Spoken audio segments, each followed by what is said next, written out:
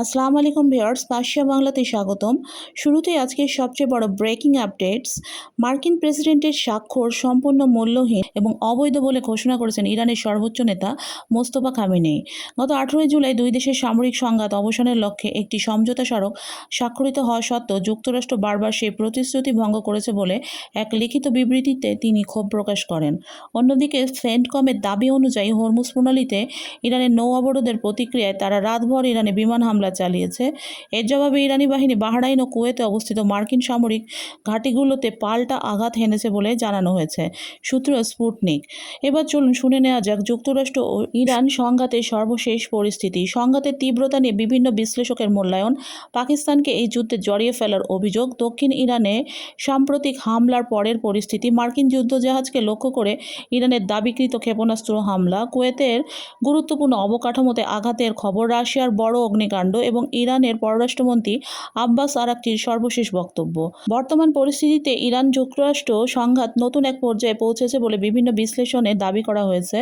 আগে যেখানে ইরান সাধারণত রাতের অন্ধকারে মার্কিন সামরিক স্থাপনাগুলোকে লক্ষ্য করে পাল্টা হামলা চালাতো, সেখানে এখন দিনের আলোতেই ধারাবাহিক হামলা চালানো হচ্ছে। বিশ্লেষকদের মতে এই পরিবর্তন সংঘাতের তীব্রতা উল্লেখযোগ্যভাবে বেড়ে যাওয়ার ইঙ্গিত বহন করে।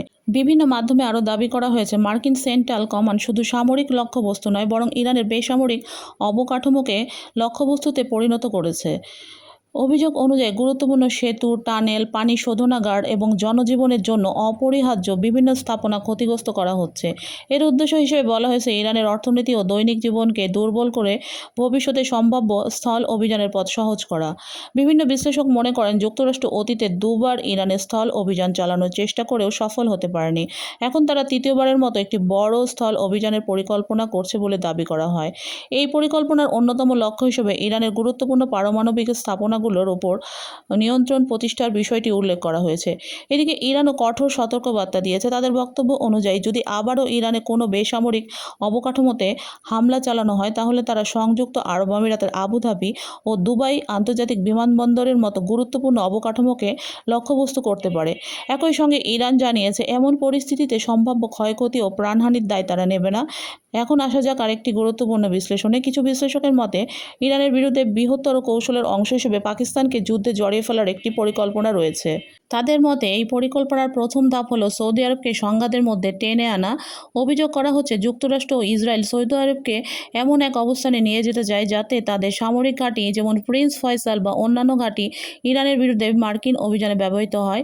এই পরিস্থিতিতে যদি সৌদি ভূখণ্ড থেকে মার্কিন হামলা পরিচালিত হয়, তাহলে ইরান স্বাভাবিকভাবেই সৌদি আরবের সামরিক স্থাপনা বা ঘাঁটিতে পাল্টা হামলা চালাতে পারে বলে বিশ্লেষণে উল্লেখ করা হয়েছে। পরবর্তী ধাপে আসে পাকিস্তানের বিষয়টি। পাকিস্তান ও সৌদি আরবের মধ্যে দীর্ঘদিনের সামরিক সহযোগিতা ও প্রতিরক্ষা চুক্তি রয়েছে। সেই চুক্তির আওতায় সৌদি আরব আক্রান্ত হলে পাকিস্তানের উপর সামরিক সহায়তার চাপ তৈরি হতে পারে। বিশ্লেষকদের মতে যুক্তরাষ্ট্র ও ইসরায়েলের কৌশলই হলো এমন এক পরিস্থিতি তৈরি করা যাতে পাকিস্তান সরাসরি এই যুদ্ধে জড়িয়ে পড়ে।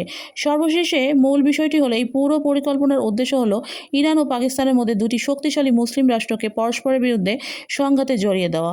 এতে একদিকে মুসলিম দেশগুলোর মধ্যে দীর্ঘস্থায়ী রক্তক্ষয়ী সংঘাত সৃষ্টি হতে পারে, অন্যদিকে আঞ্চলিক শক্তির ভারসাম্য পরিবর্তনের সুযোগ তৈরি হবে এবং ভারত ও পাকিস্তানের দুর্বলতার সুযোগ নিতে পারে, এমন দাবি বিভিন্ন বিশ্লেষণে উপস্থাপন করা হয়েছে।